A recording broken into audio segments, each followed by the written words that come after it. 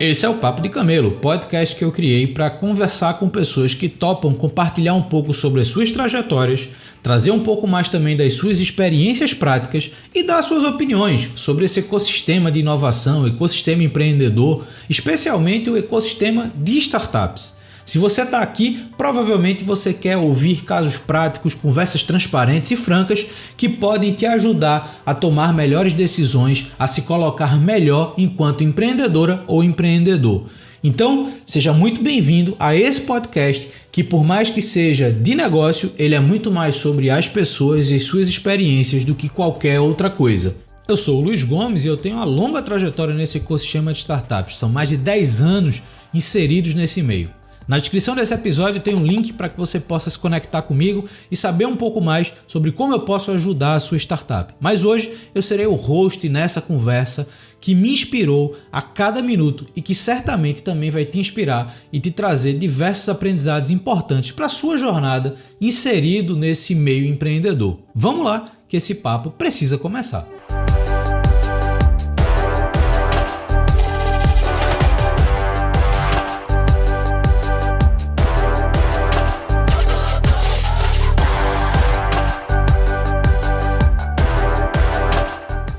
Hoje eu estou recebendo o Antônio Carlos, que é cofundador e CEO da Mushi, uma empresa que a gente vai conhecer um pouquinho mais, vinculada à trajetória profissional dele. Então a gente vai entender o que é que eles fazem, quais são os diferenciais, como é que eles se posicionam no mercado e tudo isso a partir da trajetória, experiências e opiniões que o Antônio vem construindo ao longo dos anos. Então, Antônio, primeiro, obrigado por ter aceito o convite para conversar comigo. Passando a palavra para você, como eu sempre faço, quem é você e como é que você chegou até aqui? Oi, Luiz, obrigado pelo convite. É um prazer estar participando desse podcast contigo. Bem, eu tenho uma trajetória relativamente interessante.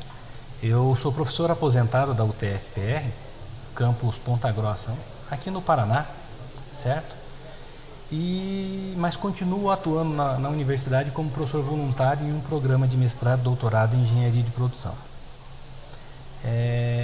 A gente tem muita pesquisa desenvolvida na área de sustentabilidade, de economia circular, de avaliação de ciclo de vida e tudo mais. Isso, como a gente vai falar mais sobre a Mushi, isso é que me fez chegar até a Mushi, porque nós somos uma empresa de biotecnologia que utilizamos resíduo da agroindústria para desenvolver produtos e soluções muito mais sustentáveis do que a maioria dos produtos que nós conhecemos hoje, e todo esse viés de sustentabilidade necessita ser avaliado, quantificado e comunicado à sociedade. Então vamos lá. Mas voltando à minha trajetória, eu trabalho na UTF, eu trabalhei na UTF desde a criação dela aqui no campus Ponta Grossa. E quando eu falei que eu tenho uma trajetória interessante, eu não sou engenheiro, nem de produção, a qual eu atuo hoje. Não sou engenheiro na área de biotecnologia. Aliás, eu não sou engenheiro. Eu sou professor de educação física. Minha atividade era educação física dentro do antigo Cefet e agora o TFPR. Eu acabei indo para a engenharia de produção porque era um curso novo que nós abrimos no campus, na graduação, e eu acabei optando em fazer o meu mestrado e o meu doutorado nessa área. E também me incomodava bastante porque eu sempre imaginei o seguinte: eu poderia ter terminado o doutorado, voltado para a UTF, não atuado na engenharia de produção, que ainda assim eu iria receber os vencimentos como doutor, mas isso me deixava desconfortável. Então eu falei, não, se eu me qualifiquei em uma outra área, obrigatoriamente eu tenho que atuar nesta área, pelo menos uma parte do meu tempo. Então, quando eu retornei do doutorado em engenharia de produção, enquanto eu estava no doutorado, eu já ajudei a construir o projeto do programa de mestrado, depois ajudei a construir o doutorado também. E quando eu regressei para a instituição, eu part-time. Eu estava na educação física, part-time na engenharia de produção. Depois disso eu fui me especializando, as aulas de educação física na instituição foram reduzindo, as atividades esportivas também, pelo modelo de migração do Cefet para a universidade, e acabei ficando só na engenharia de produção. Então eu me aposentei na engenharia de produção e hoje eu sou aposentado, professor voluntário, num programa de mestrado e doutorado em engenharia de produção. Tá? Uma outra coisa que me chamava muita atenção e me gerava um certo desconforto era a questão de proximidade entre a academia e a empresa. Eu sempre me senti um tanto desconfortável, porque eu penso que nós temos que dar um retorno à sociedade bastante bom. Não que nós não damos, entendeu? Mas eu acredito que existe potencial para melhorar. E aí, em 2009, eu permaneci durante um determinado período no Rio de Janeiro, junto com um grande colega meu, que é o professor Rogério Vale, que infelizmente faleceu, e eu fui aprender como é que a gente fazia para desenvolver projetos que fossem de interesse de iniciativa pública e privada, e muitas vezes combinando o interesse dos dois, com agências de fomento e tudo mais. E regressei para Ponta Grossa no final de 2009, quando eu comecei a trabalhar em 2010 com a área de sustentabilidade. Os primeiros trabalhos foram com avaliação do ciclo de vida e depois nós fomos expandindo. Isso é que me fez chegar esse período no Rio de Janeiro, esse retorno para Ponta Grossa e o início de atividades com a temática sustentabilidade, que já se vão 15 anos, isso me fez chegar até a MUSH. O que é interessante nessa trajetória do Antônio é, além da mudança de área profissional, o fato dele criar uma trajetória acadêmica sempre olhando para o potencial que o seu aprendizado pode gerar no mercado. Essa é uma visão um tanto incomum e eu acredito que se você está no meio acadêmico ou se você já passou por uma mudança de carreira, provavelmente você sabe a dificuldade desses dois cenários. Imagina fazer isso junto. Você mudar de carreira no ambiente educacional, no ambiente universitário e fazer com que toda a sua trajetória baseada em pesquisa tenha de fato uma conexão direta com as oportunidades de mercado. Vamos entender um pouquinho agora como é que foi essa conexão dele com a MUSH e entender um pouquinho mais como é que foram esses primeiros passos na conexão de fato com o mercado. Em 2019, eu tinha um projeto que eu coordenava junto com a agência, junto com a ONU, na realidade com a UNIDO, que é uma agência da ONU para o desenvolvimento industrial. E com isso, eu tive que trazer vários professores que tinham expertises complementares às minhas para desenvolver o projeto. Foi aonde eu tive contato com o professor Eduardo Sidney, que era sócio então da Fungi Biotecnologia, porque nós estávamos fazendo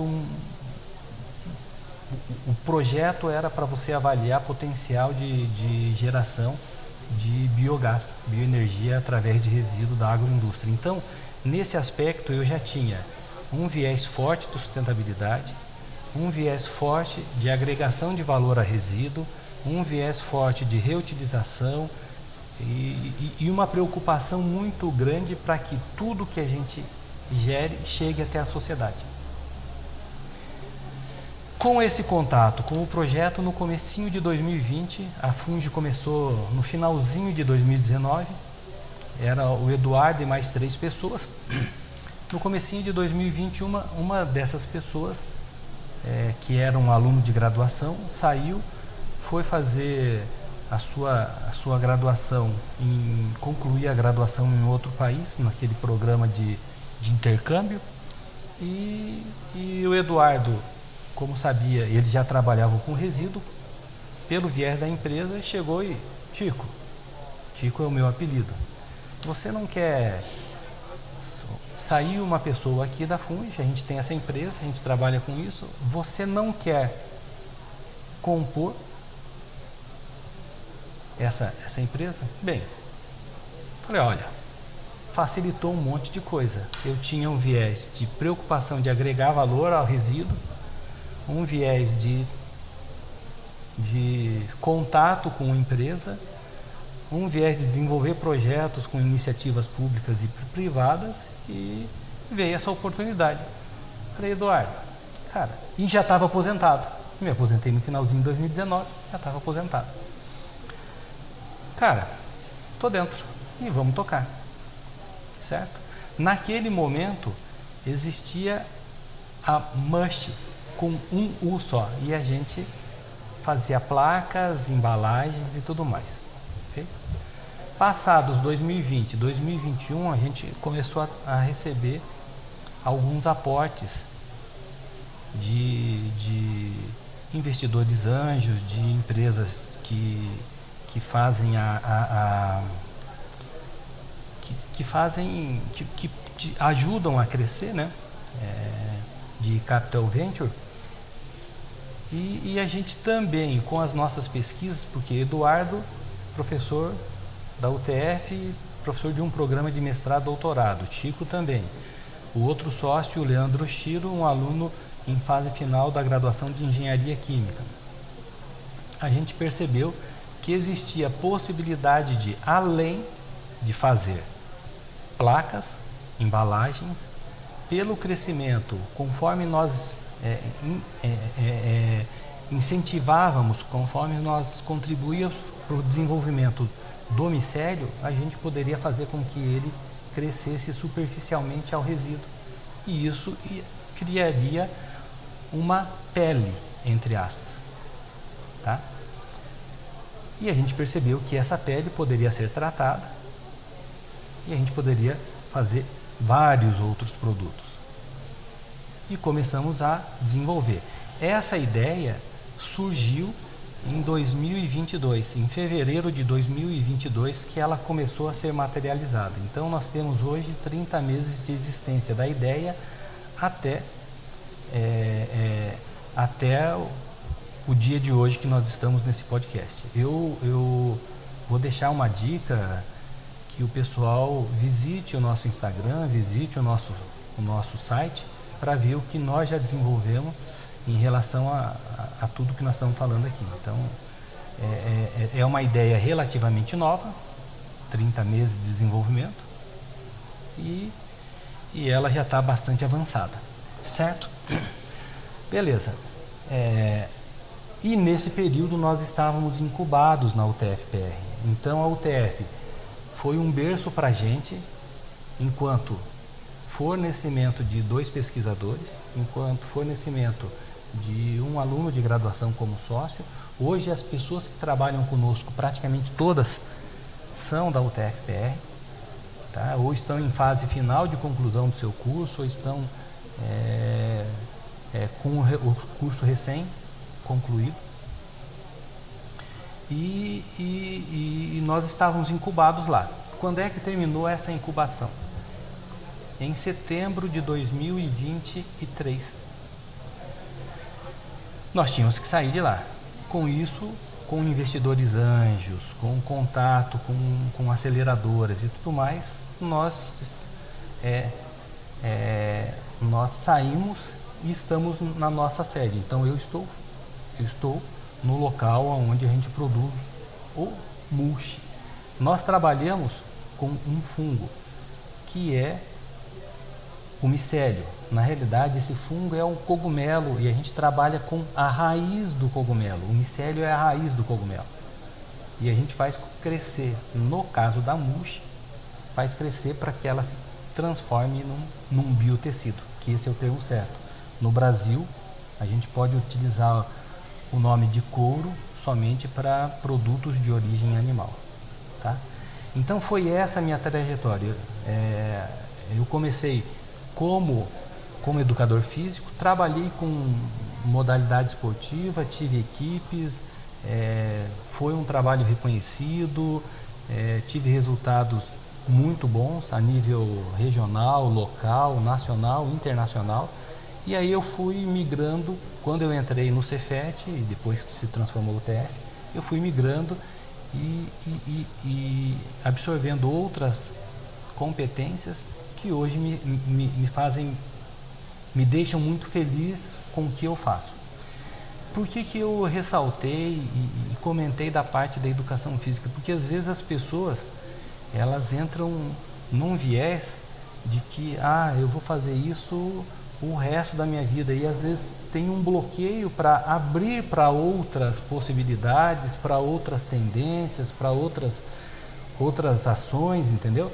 Quer dizer, com isso eu estou tentando falar o seguinte, gente, olha, o mundo está aberto, a gente tem um caminhão de oportunidades, entendeu? Vai de você estar disposto a peitar, seguir, arregaçar as mangas, porque isso, é claro, quando você muda de ação, de atitude, de competências ali, você sai da sua zona de conforto, requer um período de dedicação maior para você aprender essas novas áreas e tudo mais. Mas você não pode esquecer o que você tinha antes. Então, por exemplo, eu como educador físico, como técnico de equipes, eu sempre estive acostumado a liderar equipes, a liderar trabalho. Então eu tenho que aproveitar aquele conhecimento que eu tinha lá e trazer para cá, adequar essa realidade, porque não é uma quadra, não é entendeu? Adequar essa realidade e tocar a vida e fazer acontecer. Até porque nós já saímos da incubação, nós estamos entrando no mercado, esse mês estamos fornecendo as primeiras peles de biotecido para a empresa, então em pouco tempo nós vamos ter produtos nossos no mercado com a nossa matéria-prima, nosso modelo de negócio é B2B, entendeu? Antônio, eu acho que a tua trajetória, ela traz diversos aspectos importantes para a gente aprofundar um pouquinho mais agora.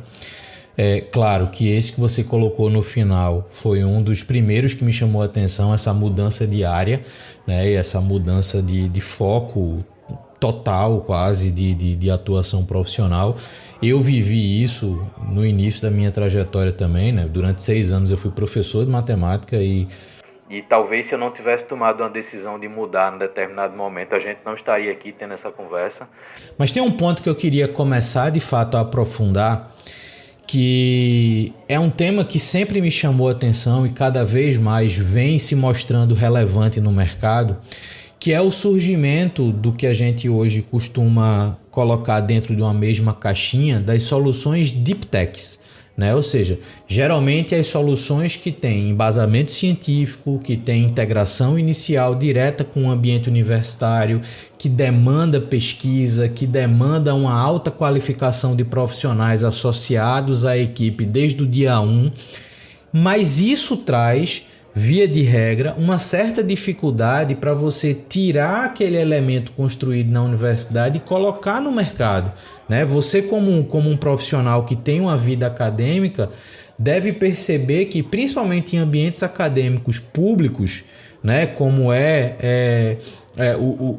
as universidades técnicas, como são as universidades federais, existe ainda muita dificuldade, muita barreira de você transformar pesquisas aplicadas em negócios, né? Então, conta um pouquinho como é que foi essa trajetória. Você passou por uma incubadora na universidade, você sai da incubadora tendo investimento. Então, como é que foi esse primeiro impacto de, ok, agora vamos desconectar da universidade, ou desmamar da universidade no que diz respeito à incubadora, e a gente vai, de fato, ter uma vida de mercado?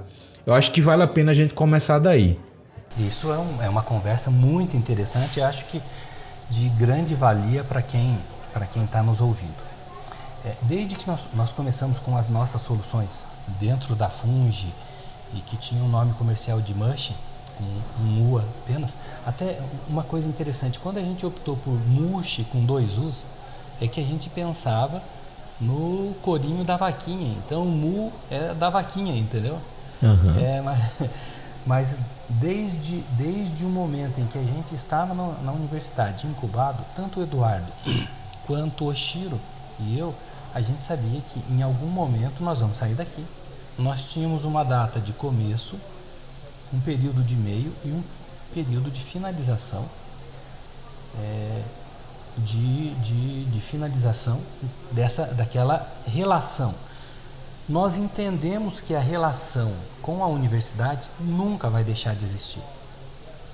Essa relação, nós temos que incentivar a relação entre a iniciativa pública e as universidades.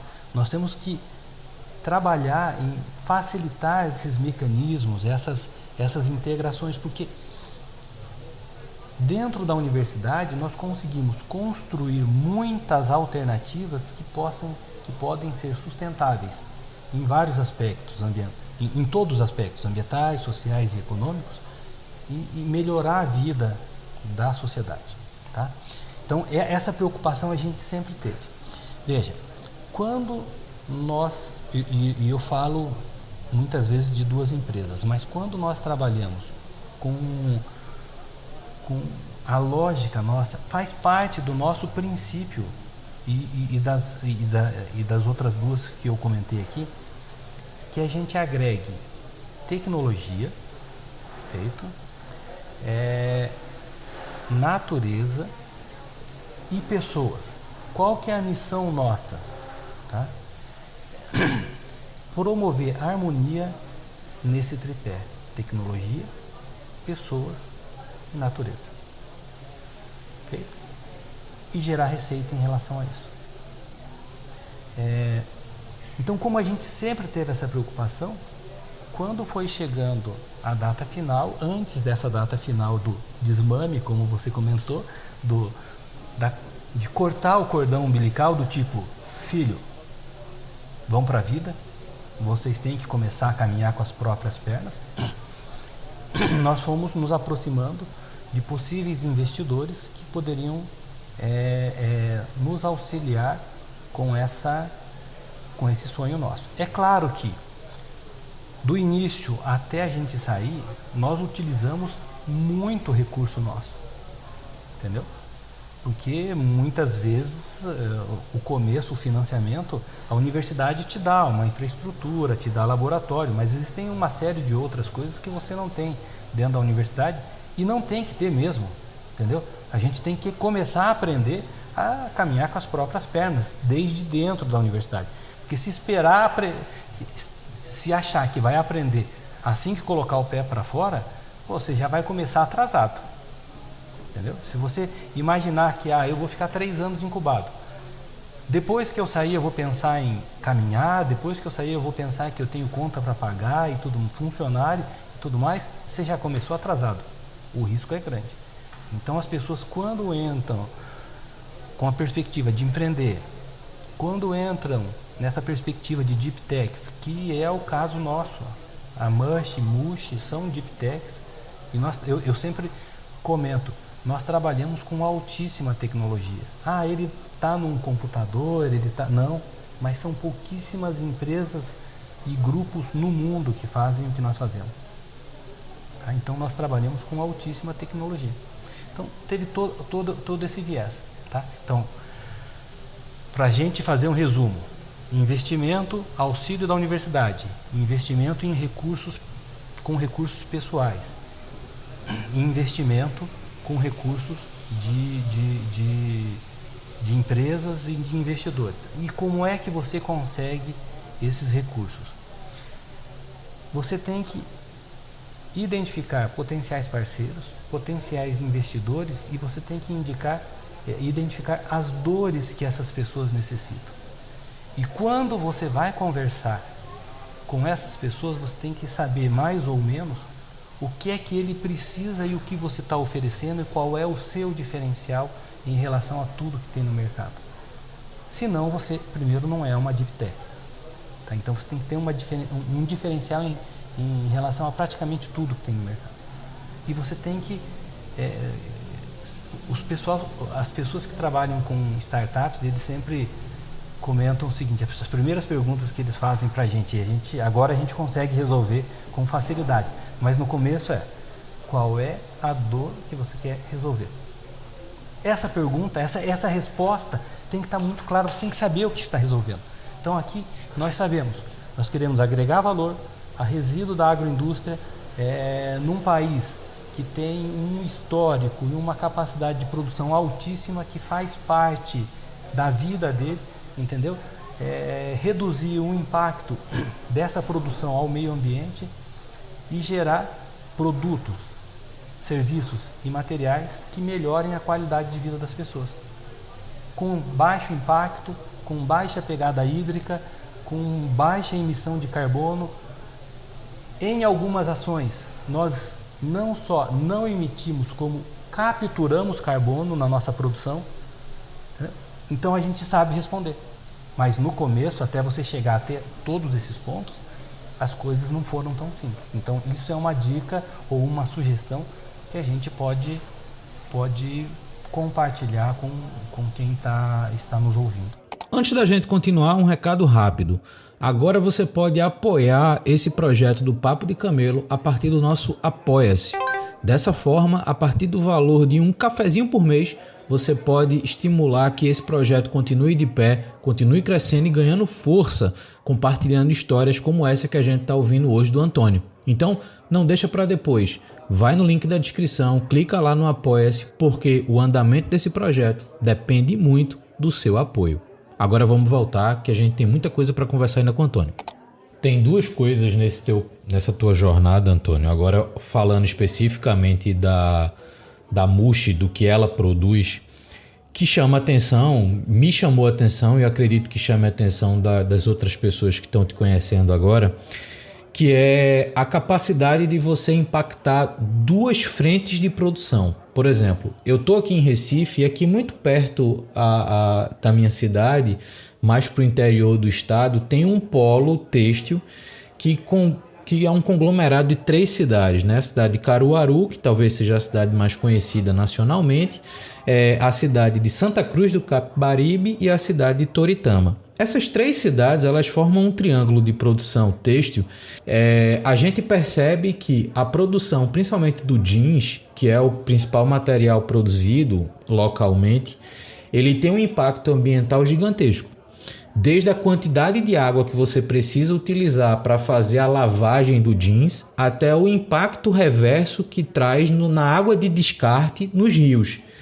Por outro, isso é um impacto que eu enxergo que você hoje consegue minimizar, né? Como você falou, uma menor demanda hídrica, um processo de desenvolvimento do tecido muito mais controlado em termos ambientais. E por outro lado, um outro impacto que me chama a atenção é obviamente todo o impacto agropecuário, que quando você vai produzir o couro, né, você obviamente depende dos animais, e geralmente bois e vacas, para poder você ter a pele que vai gerar o couro e os tantos itens hoje que você encontra de couro no mercado, né? Então são 2 contextos de produção que tem um dano ambiental, né, que tem um custo ambiental elevado e, como você mesmo colocou, é uma herança histórica que a gente tem no país.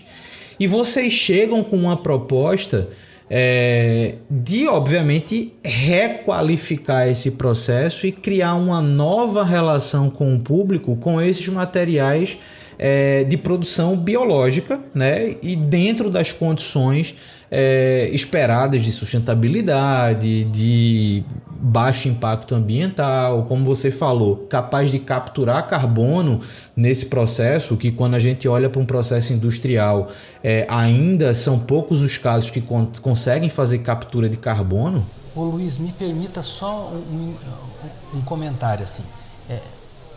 Veja, a Mushi, ela é uma empresa que trabalha com biotecnologia, ela é uma empresa que trabalha com resíduo da agroindústria.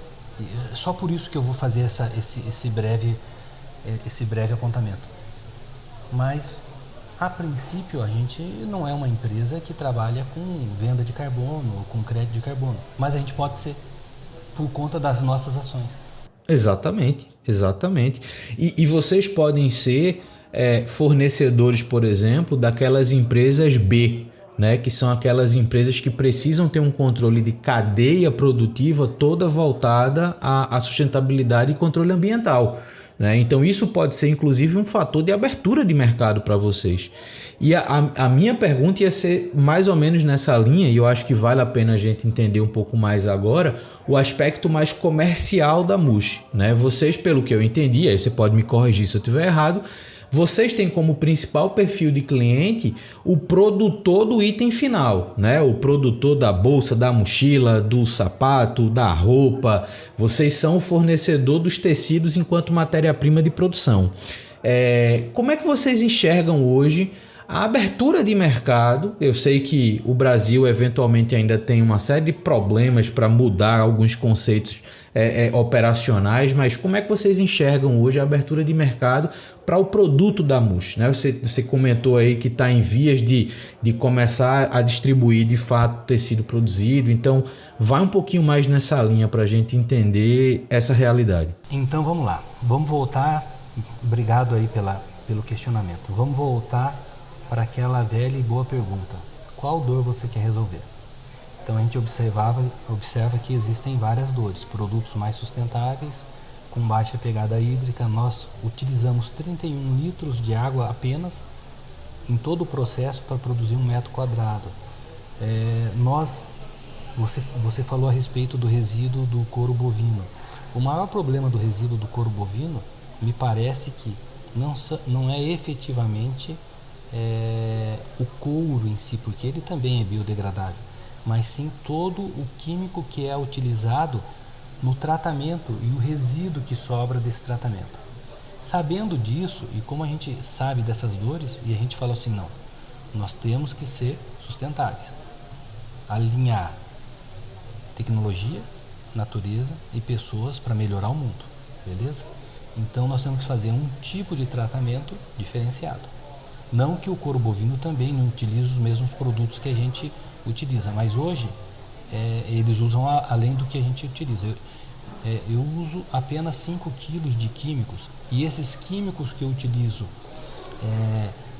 no tratamento, a maior parte dele é tanino extraído de cascas de árvores, certo? Então você consegue conciliar essa dor. Veja, nós estamos observando que várias empresas, e você já deu o exemplo aí, as empresas que se encaixam ou se enquadram ou se classificam como empresa B, que necessitam de produtos com um viés sustentável. Lembra que no começo da nossa conversa eu falei, olha, eu entrei na Mushi e na Mushi por conta da sustentabilidade. Então hoje, quando a gente conversa com um potencial cliente, questões que eles se surpreendem. Deixamos claro qual é a nossa pegada hídrica, deixamos claros qual é o nosso impacto que temos, deixamos claros, hoje na Mushi nós ainda emitimos carbono no final do processo, mas muito menos do que courino, do que couro bovino e tudo mais, que nós não vamos entrar aqui para... Não é essa o teor da conversa. Na realidade, nós temos a ACV feita, a avaliação do ciclo de vida, feita do nosso produto. E a gente sabe como mudar. Então, eu sei que pela ACV, o impacto, entre aspas, de emissão que eu tenho, eu já sei aonde é que eu posso agir e reduzir. Feito? Eu não faço só a ACV para que eu comunique à sociedade, para que eu faça, é sustentável mesmo. Não, é porque com os resultados dela me permitem que eu comece a ver onde é que estão os gaps, onde é que estão os maiores impactos, os maiores problemas, minimizar, e aonde tem solução, onde a coisa é boa, potencializar, porque não é que é bom, não é porque, por exemplo, eu chego a capturar em algumas etapas 1,5 kg por quilo de produto feito, que eu não tenho condições de melhorar. Inclusive eu sei como melhorar, isso me ajuda. E aí quando você vai conversar com o potencial cliente, ele observa, ele percebe que você tem um aprofundamento, tem algo a mais para entregar, tem um diferencial. Entendeu? Não é só o discurso da sustentabilidade, é o discurso, a prática, a ação, o princípio. Isso faz parte do nosso princípio. Então, questões de resíduo zero, economia e bioeconomia circular, nós não temos opção se nós vamos atender isso ou não. Nós vamos fazer. Nós temos que dar conta. Com isso, a gente está também falando para a sociedade o seguinte: olha, você pode gerar grandes negócios, bons negócios, que gerem receita, gerem trabalho digno, decente, com baixo risco, entendeu? E gerem receita, entendeu? Que você faça a diferença, quer dizer, você cria uma série de condições, ajuda o meio ambiente, ajuda o planeta, porque quando a gente está ajudando o planeta, efetivamente, a pessoa, quem é mais ajudado são as pessoas. Porque, veja, vamos entrar assim, eu sei que agora eu vou fugir um pouquinho, mas é só para a gente pensar. Vamos chegar no extremo. Nós, seres humanos, destruímos o planeta, acabamos com todos os recursos, beleza? Deixou de existir o ser humano. O planeta Terra vai ficar ali. Ele vai passar por alguns milhões de anos, vai se regenerar e ele vai voltar. Então, quando a gente está ajudando, as pessoas têm que ter em mente o seguinte: a baixa agressão que eu fiz àquele planeta, aquele recurso, não é especificamente ao planeta, é sim as pessoas, porque a gente é que está sendo impactado. Então, não é salvar o planeta, não que não seja importante, é claro que é pelo planeta, mas é também e principalmente pelas pessoas, tá? Então, desculpe até sair um pouquinho, mas isso só para concluir. A gente tem condições de gerar receita, gerar valor, com ideias espetaculares, com ideias maravilhosas que causam bem-estar à sociedade, bem-estar ao planeta, entendeu? E acabam gerando recursos. Isso é uma percepção muito importante, Antônio, e assim, reforçando um pouco do que você disse, eu acredito que qualquer estratégia hoje que tenha cuidado ambiental, seja ele qual for, eu acho que vai ser socialmente importante e economicamente relevante, né? A gente sabe que muitas das decisões que são tomadas hoje no mercado são baseadas no potencial financeiro, o que não necessariamente, historicamente principalmente, tem um cuidado ambiental nessa decisão, né? E historicamente talvez tenha muito pouco cuidado ambiental em diversas decisões econômicas. E agora chegou num ponto onde economia e meio ambiente precisam fazer parte de uma mesma estratégia. E eu acho que a posição que vocês estão, a proposta que vocês entregam, a gente sabe que o mercado como um todo ainda está dando os primeiros passos nessa consciência ambiental. Obviamente, alguns cenários estão muito mais bem desenvolvidos do que outros, mas colocando todo mundo na mesma balança, estamos dando os primeiros passos. Alguns cenários, algumas regiões estão mais desenvolvidas, não regiões no Brasil e no mundo, do que outros. Alguns mercados estão mais abertos a receber esse tipo de produto com outro valor agregado e, claro, e geralmente isso, num primeiro momento, vem com um diferencial de custo, muitas vezes um pouquinho mais elevado, entendeu? Mas quando você tem princípio, quando você tem resposta para dar, a conta vale a pena. Exatamente. E obviamente, olhando também para o mercado, o alto custo inicial, ele geralmente é justificado pela baixa popularização da execução, né? Então, quando você populariza e torna as coisas mais padronizadas naquele novo contexto, o custo tende a baixar, porque os processos tendem a melhorar, enfim. Então, é toda uma curva de aprendizado e requalificação do próprio mercado. E aí, Antônio, eu acho que tem uma questão também que vale a pena a gente trazer da Mushi, que é, no site de vocês dá para ver alguns tipos de elementos que podem ser construídos e confeccionados com o tecido que vocês produzem.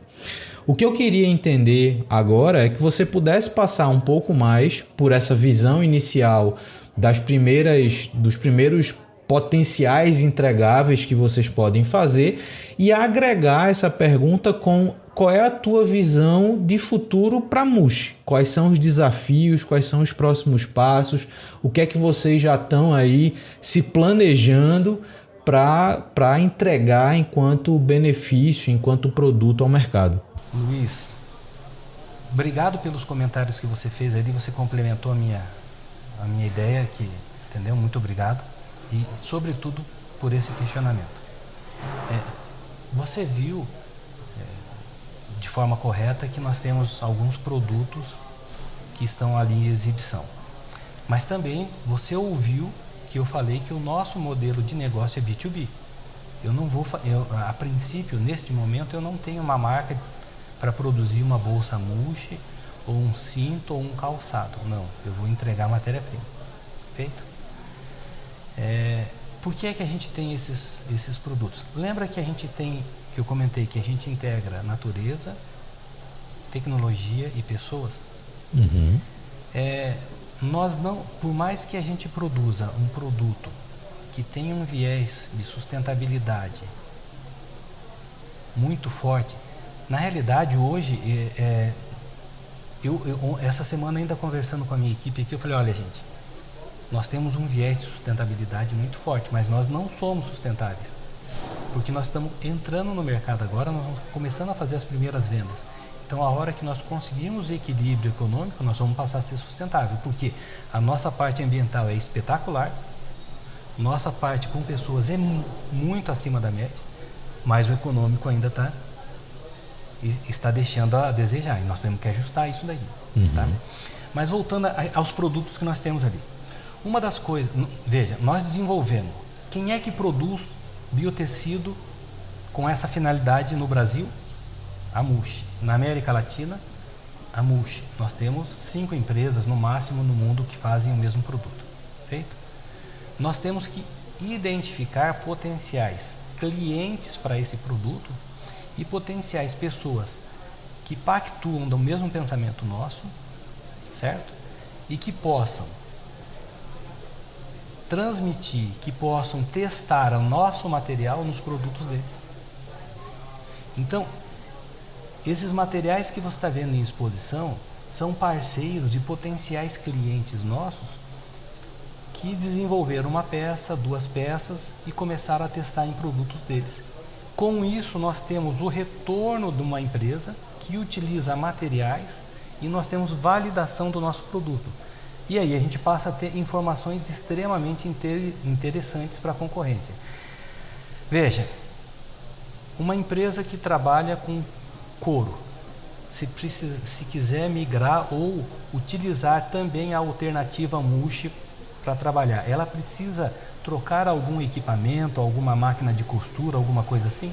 A resposta é não, porque nós tivemos esses parceiros que testaram o nosso material e que fizeram a avaliação. Então, a gente tem que entender que, por mais que você seja uma Deep Tech, por mais que você esteja com um material muito bom, você ainda assim vai ter que testar com outras, porque às vezes a sociedade pode não aceitar aquele produto. Às vezes a sociedade pode achar, não, eu não quero isso. E aí você tem uma baita ideia que não foi para frente. Então, quando a gente fez isso daí, quando a gente identificou esses parceiros, nós trabalhamos com perspectivas. Primeiro, que tenham pensamentos e princípios muito próximos nossos. Feito?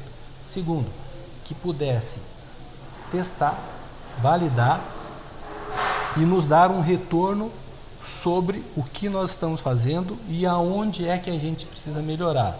Se é espessura, se é qualidade do produto, a qualidade em que aspecto, se é o toque, se é a resistência, entendeu? Então isso nos auxiliou. Okay? Então Por isso é que você está vendo esses produtos e do tipo, eu estou te vendendo um biotecido, imagine que você é um produtor. Aí você viu que já existem peças que foram construídas com o nosso material e que você pode fazer. E quais são os nossos potenciais clientes? Indústria da moda, calçadista, acessórios, indústria moveleira, sofás, cadeiras, protetivos, revestimentos e automobilística para interior de automóveis e tudo mais, certo? Então esses são a gente já conseguiu testar com todo mundo? Não, ainda não. A gente está tentando. Então essa semana mesmo eu estou construindo um par de calçado para testar o nosso material. Bolsa eu já sei que funciona, acessórios eu já sei que funciona, entendeu? E a gente vai ter, e aí eu passo a aumentar a quantidade de materiais possíveis de serem feitos, de produtos possíveis de serem feitos com o nosso material. Tá? Eu penso que eu respondi essa primeira parte. Vamos para a segunda. O que a gente vislumbra da MUSH? Primeiro, nós temos uma escala de produção ainda baixa. Com a nossa saída da UTFPR, a planta que nós temos aqui, nós compartilhamos MUSH e MUSH. Por que nós fazemos esse compartilhamento? Porque nós compartilhamos processos. Os processos iniciais são exatamente os mesmos. A preparação do substrato é exatamente o mesmo. É interessante falar uma coisa, só para a gente regressar lá. Veja, a gente tem um pé muito forte com a relação universidade-empresa. Tá? E a gente já tem a patente atribuída da produção do substrato. As patentes verdes, que é o nosso caso, os nossos produtos estão sempre classificados como patentes verdes, ela é muito rápida. Nesse processo, nós inclusive estamos finalizando a aquisição da parte da patente, porque essa patente verde foi feita dentro da universidade. Sendo assim, a universidade é nossa sócia na patente. Nós somos os inventores, mas a universidade é sócia. E nós temos dois caminhos, ou nós pagamos royalties, ou nós adquirimos a patente. Nós estamos finalizando a aquisição da patente de produção de substrato. Feito? Então, só para... desculpe até voltar um pouquinho, porque eu acho que vale a pena ressaltar. Porque, mas vocês não ficam chateados? Não, nós ficamos felizes dessa parceria dar certo e nós queremos continuar com ela, entendeu? A gente não tem esse problema. Quais são os nossos próximos passos? Então eu estava falando, nós compartilhamos os processos e hoje nós temos uma capacidade de produção no que está instalado de 80 metros, 80 a 100 metros, tá? Mas eu já sei em como ampliar essa capacidade de produção, okay? Eu já sei, já tenho um levantamento de custos para aumentar essa produção. Então a ideia é que já no início de 2025 a gente consiga ampliar para pelo menos 200 metros e no decorrer chegando até 400 metros quadrados. E quanto é que você precisa para pagar os custos hoje? A gente tem todo esse cálculo, entendeu? Eu vou precisar, então, de futuro, eu vou precisar de alguns recursos para ampliar a produção. Eu vou precisar de sensibilizar mais clientes para que possam utilizar esse produto que é mágico, assim, que é espetacular. Desculpe puxar a brasa para minha sardinha, mas a gente adora o que faz, e isso é uma coisa que faz muita diferença. Nós amamos o que fazemos, entendeu? E reconhecemos todas as qualidades que nós temos e os problemas que nós temos que resolver. Então, ampliar a capacidade de produção ampliar o rol de clientes. A gente já tem clientes com potencial para absorver essa capacidade de produção. Não podemos esquecer de que nós ainda não somos sustentáveis, de que ter esse equilíbrio entre receita e despesa, e eu acredito que isso a gente já consegue nos próximos meses aí, colocando esses primeiros produtos no mercado e tudo mais, entendeu? E aí facilitar a vida, e aí crescer. E atingir segmentos que sejam representativos, que possam melhorar significativamente a vida das pessoas, que possam dar uma opção a mais de um produto final para pessoas que tenham um viés, uma atitude mais sustentável efetivamente. A gente sabe que, como você mesmo bem disse, que a questão de sustentabilidade é um caminho sem volta. Vai ter que, todo mundo vai ter que, ponto, beleza? Só que nem todo mundo está no mesmo time, nem todo mundo está no mesmo tempo. Então isso vai acontecer ao longo do tempo. Então a gente está mirando essas pessoas que tenham essa sensibilidade um pouco maior neste momento. Isso é muito bom, Antônio, porque isso se reflete muito na visão que vocês têm, mesmo que inicial, de diferentes mercados potencialmente consumidores.